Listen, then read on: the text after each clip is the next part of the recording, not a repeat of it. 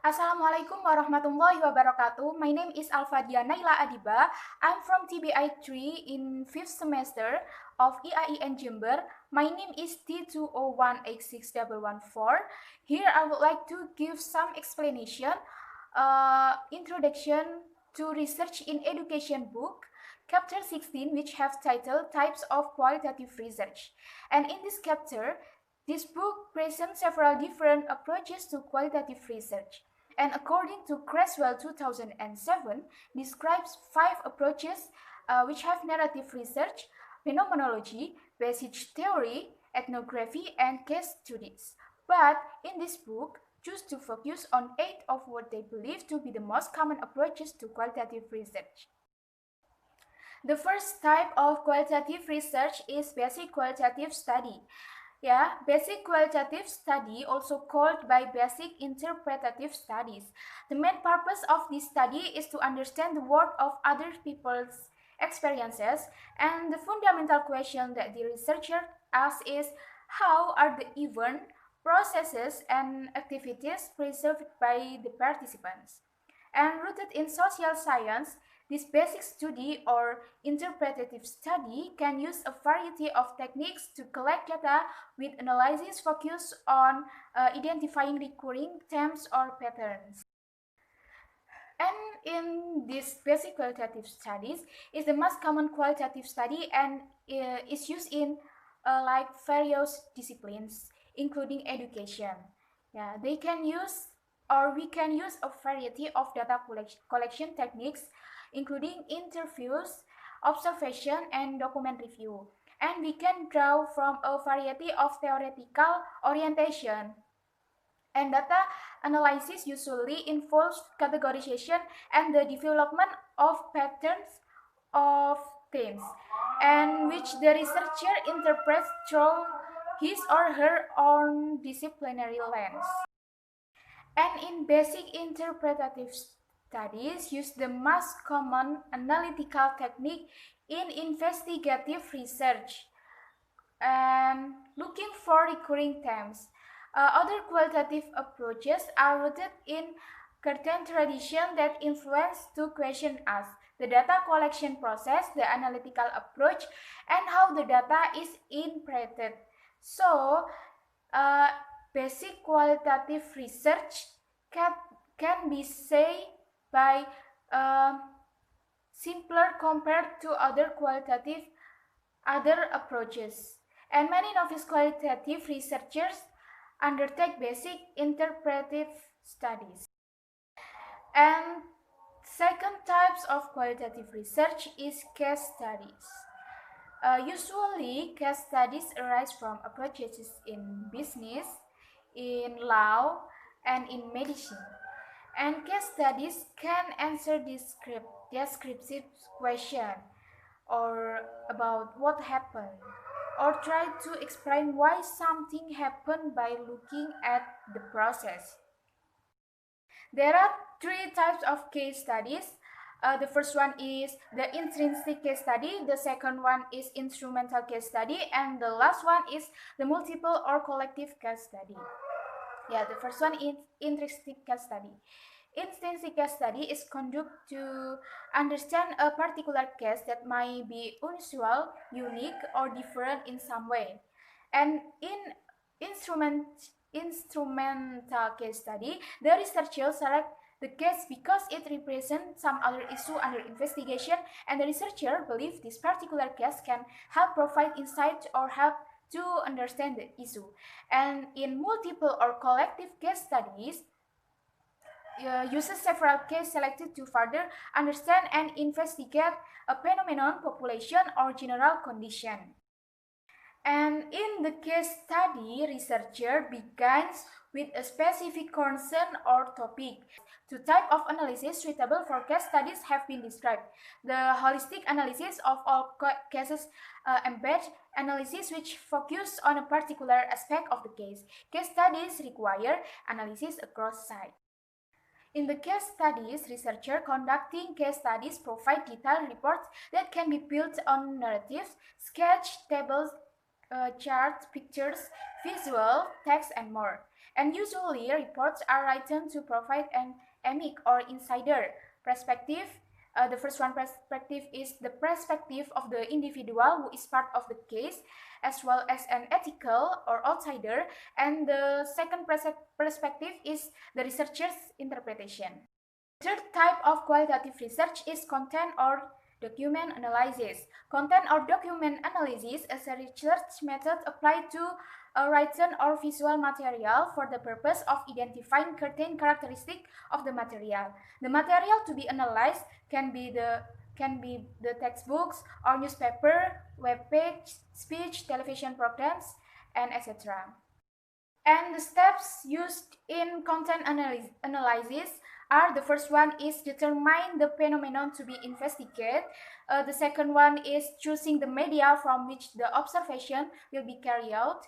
The third one is formulating exhaustive and mutually exclusive coding categories so that the verbal or symbolic content can be counted. The fourth is deciding which sampling plan to take will be used to get representative. And next, training the coders so that they can consistently apply the coding scheme that has been developed and thus contribute to the reliability of the content analysis. And the last one is analyze the data, which may involve only frequency and percentage.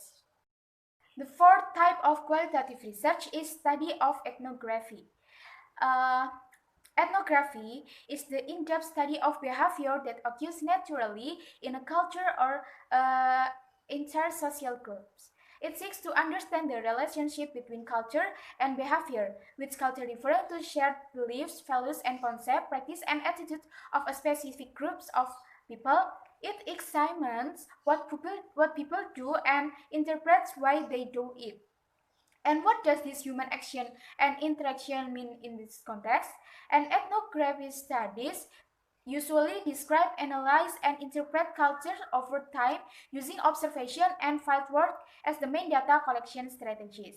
And the final products of study of ethnography is a cultural portrait that incorporates the view of participants or emic perspective, as well as view of the researchers or ethics perspective. And the steps to do the ethnographic research methodology are: the first one, you must select an ethnography project. After that, you ask the ethnographic question: what are the cultural patterns and perspectives of this group in their natural setting? After that, you must collect ethnographic data. You must be a part of them. Yeah. So this step is usually start with a general description consisting of both descriptive observation. Then after that, after looking at the data, you move on to more focused observation. And here you are using participant observation, in-depth interviews, and so on to gather data. The fourth is make ethnographic notes. This includes taking field notes and photographs, creating maps, and using other appropriate means of recording observation. And the next, you must analyzing ethnographic data, and after analyze, you writing the ethnography, right, with the aim of making the reader of your research feel that they understand the people and the way of them life or the situation and people in there, and the writing must be detailed. And the fifth type of qualitative research is grounded theory studies.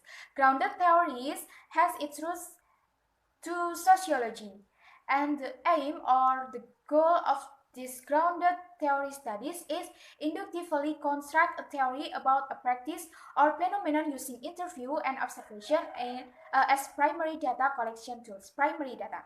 And the theory is data-based and conceptually solid, and that is, it presents many conceptual relationships which are expressed as a proposition relating to a particular context, situation, or experience. And in grounded studies, there are three coding. The first one is open coding. It deals with labeling and categorizing phenomenon in the data, and it uses the comparative method. And the second Second one is axial coding. Axial coding, it is designed to put the broken data back together in open coding, in the first coding. And the third coding is selective coding. This shows the relationship between discrete categories and categories that have been developed to build an integrated theoretical framework, and its purpose is to bring the categories together into whole theory. And the next type of qualitative research is historical studies. Historical studies are more oriented toward the past than the present, and thus employ different data collection methods than those used in other qualitative approaches. And in historical studies, its purpose is to establish facts and come to conclusion about the past. And historians systematically place, evaluate, and interpret evidence from which people can learn about the past. And based on the evidence gathered, conclusions are drawn about the past of increased knowledge about how and why past events occur and the processes by which the past becomes present. And next, narrative research. Narrative research has its roots in various humanities disciplines and focuses on the stories, oral or written, that individuals tell about their life. The researcher emphasizes sequences and chronology as well as collaborative retelling of the process. And the key question is, what is the story and its meaning as told through this person's experience? And the researchers seek to understand the lived experience of an individual or small group. And narrative studies use document and other sources of personal information to illuminate a person's life. And types of qualitative research, the last type is phenomenological research. Phenomenological study or research is designed to describe and interpret an experience by determining the meaning of the experience as perceived by the people who have participated in it. What is the experience of an activity or concept from the perspective of particular participant? That is key question in phenomenology. And rooted in philosophy and psychology, the assumption is that there are many ways of interpreting the same experience, and the meaning of the experience to each person is what to constitutes reality. Phenomenology is not same as phenomenography, because although the differences are difficult to grasp for novice researchers, phenomenography has its roots in a set of studies of learning among university students, why some students were better at learning than others. And phenomenology is rooted in a philosophical method and involves the understanding of the essence of the phenomenon, whereas phenomenography has distinct empirical orientation focused on investigating the experience of others and their subsequent perception of phenomenon. Their reflection on the phenomenon, but approaches to investigate of the human. And maybe it's enough from me. The last I say, Assalamualaikum warahmatullahi wabarakatuh.